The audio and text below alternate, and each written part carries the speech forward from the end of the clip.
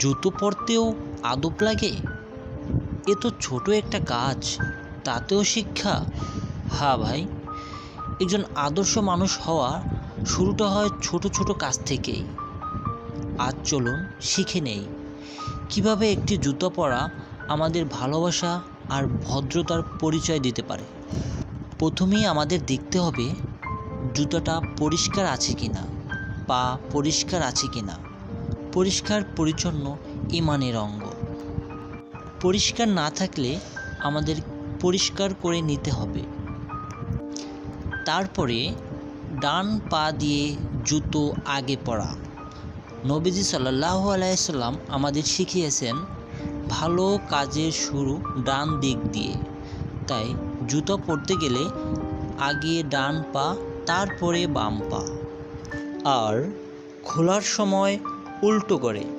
যখন জুতো খুলবে তখন আগে বাম পা, পরে ডান পা। এটা একটা সুন্নাহ, অনেকেই জানে না। পা দিয়ে জুতা সরিয়ে দিও না, ভদ্রলোকেরা এই কাজটা করে না। দু হাতে তুলে রাখো যেন অন্য কেউ না পড়ে, আর জুতাটাও থাকে সম্মানিত। জুতা যেখানে সেখানে রাখো না, বিশেষ করে মসজিদে, মন্দিরে, অফিস আদালতে। জুতা যেন অন্যর কাজের জন্য বাধা না হয়, সেদিকে খেয়াল রাখবে।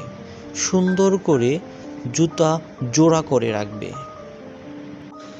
জীবনের প্রতিটি ছোট কাজ আমাদের বড় মানুষ বানায়।